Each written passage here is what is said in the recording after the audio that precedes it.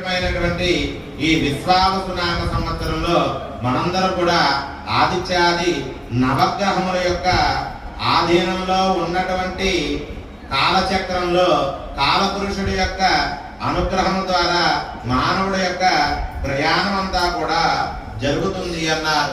ఆదిత్యాయ సోమాయ మంగళాయ బుధాయ గురు శుక్ర శనిభ్యశ్చ రాహవే కేతవే నమః అని ప్రతినిత్యము కూడా ఆదిత్యాది నవగ్రహముల యొక్క నామాలని మనందరం కూడా స్మరణ చేయాలి అని చెబుతూ ఉన్నారు.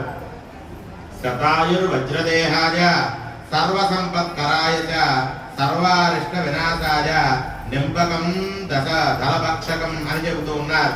ఎవరైతే ఆయుర్ వజ్రదేహాయ అంటే ఆయుష్ ఏ విధంగా ఉండాలి అంటే శతంజీవ శరదో వర్ధమాన ఇత్యభినగమో భవతి శతమితి శతం దీర్ఘమాయు.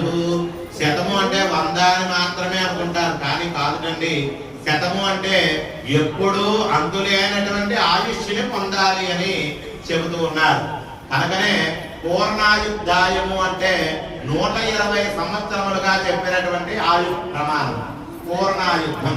కనుక ఆ అనుగ్రహంగా తెలియపరుస్తూ నేటి రోజున మనందరం కూడా ఏ విధమైనటువంటి జీవన విధానాన్ని ఆచరణ చేయాలి అనేటువంటి విషయములుగా ఈ ఉగాది ఆస్థానముగా పంచాంగ శ్రవణముగా మనందరం కూడా ఈ రోజున ఇక్కడ ఆసీనులై ఉన్నాం.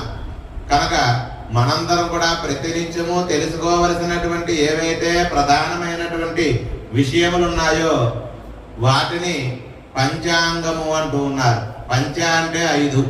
కనుక ఈ 5 అంగములతో కూడినటువంటి విషయములు ఏవైతే మనం తెలుసుకోవాలి అని చెప్పి ఆలోచనతో ఉన్నామో వాటిని పంచాంగముగా చెప్పబడుతూ ఉన్నది.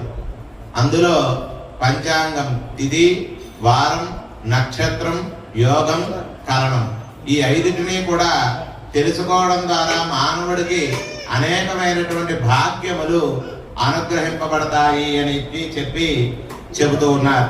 అయితే ఈ రోజున మొట్టమొదటిగా మానవుడు ప్రతినిత్యము ఏ విధంగా ఉండాలి, అందున సంవత్సర ప్రారంభ కాలం అంటే ఆది అంటారు.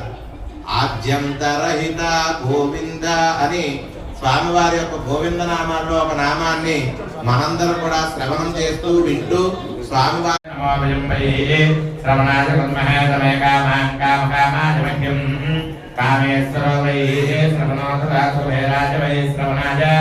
మహారాజాయ నమః.